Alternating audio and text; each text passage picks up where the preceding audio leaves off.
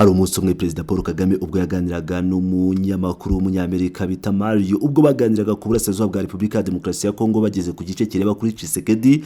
Perezida Paul Kagame yavuze ko Tshisekedi atari umugabo w'ukuri, umugabo ushobora kwemera ikintu yagera hirya akongera akagisubiramo. Ibi yabivuze avuga ko ngo atazi n'umuntu wamwemera ko Tshisekedi yaba yaravuganye nawe ibintu ariko nyuma agakomeza agakomera kwijambo. Nibyo byabaye rero muri Afrika y'Epfo mu nama ikomeye cyane yiga ku bijyanye n'ubucukuzi bw'amabuye y'agaciro, aho Repubulika ya Demokarasi ya Kongo yishongoye kuri Amerika ko ishobora gushaka undi mufatanyabikorwa mu by'ubucukuzi bw'amabuye y'agaciro. Byagenze bite rero?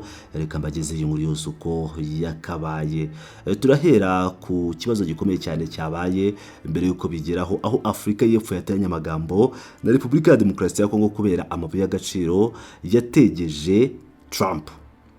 Mu nama yiga ku ishoramari mu bijyanye n'ubucukuzi bw'amabuye y'agaciro izwi nka Indaba Mining, habaye guterana amagambo bikomeye ubwo Minisitiri Gwede Mantashe wo muri Afrika y'Epfo yamaganaga amasezerano y'amabuye y'agaciro Repubulika ya Demokarasi ya Kongo yagiranye na Amerika, ashimangira ko hakenewe ubumwe bw'umugabane mu micungire y'umutungo wa Afrika.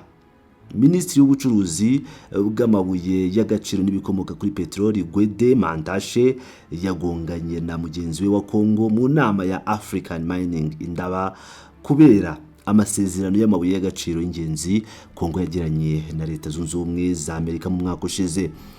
Mu nama y'abaminisitiri yabereye mu muhezo Indaba muri Cape Town ku cyumweru, Mantashe yashinje Repubulika ya Demokarasi ya Kongo kwicuruza cyangwa ibijye gusa nkabyo, nk'uko abasesenguzi babiri bo muri Afrika y'Epfo biboneye iterana-magambo babitangaza. Minisitiri w'ubucuruzi bw'amabuye y'agaciro muri Repubulika ya Demokarasi ya Kongo Louis Watumu Kabamba yagaragaye nk'umuntu usuzuguwe ariko akomeza kwihagararaho avuga ko ayo masezerano afitiye inyungu igihugu cye.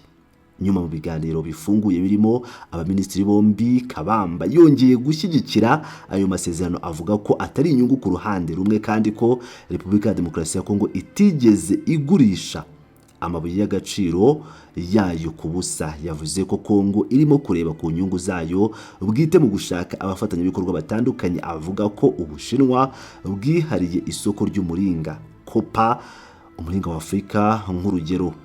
Amasezerano ya Leta Zunze Ubumwe za Amerika na Repubulika ya Demokarasi ya Kongo aha Amerika uburyo bwo kubona amabuye y'agaciro y'ingenzi ya Kongo ku ngurane y'amasezerano y'amahoro Donald Trump yagizemo uruhare hagati ya Repubulika ya Demokarasi ya Kongo n'u Rwanda akomeje kuba ingorabahizi gushyirwa mu bikorwa.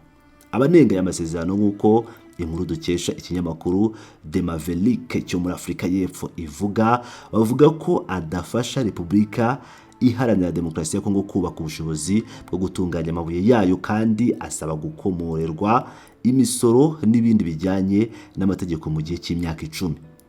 Kabamba yavuze muri iyi nama ko yaravuye i Washington, aho umunyamabanga wa Leta Zunze Ubumwe za Amerika Marco Rubio yari yatumije inama y'ibihugu 54 kugira ngo baganire ku buryo bw'ubufatanye mu bijyanye n'amabuye y'agaciro y'ingenzi.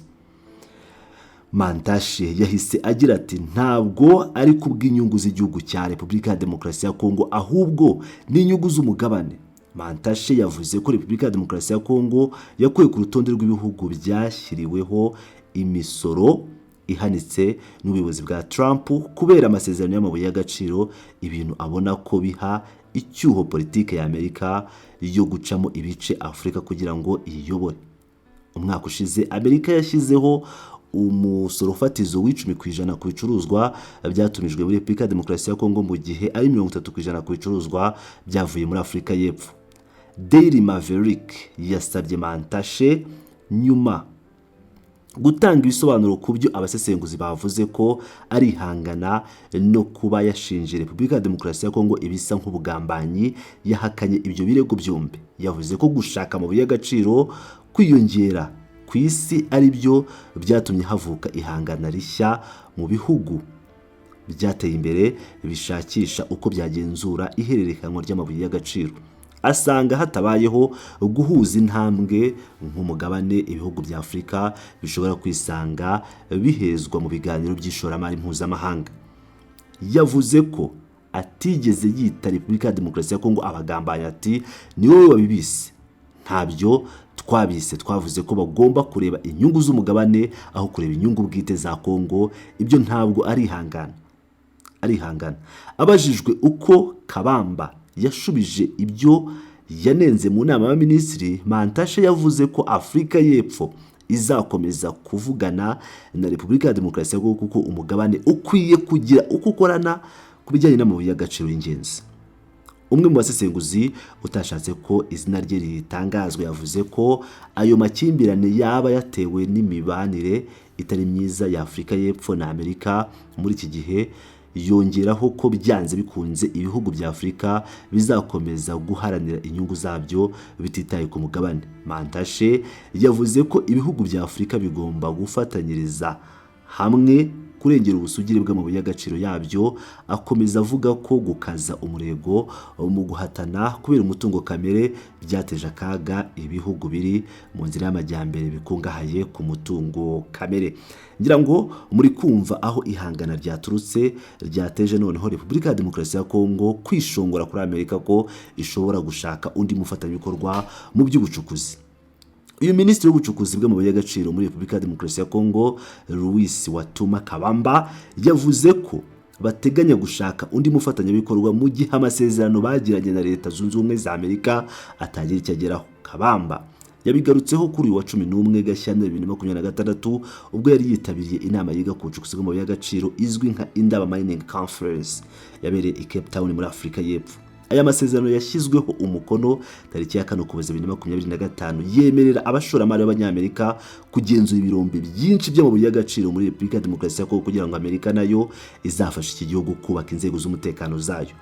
Ati ashobora kuvamo umushinga mwiza kandi munini, ashobora kandi kuvamo undi mushinga utabaraje ishinga. Tuzakomeza kuko hari abafatanyabikorwa benshi bo kuganira.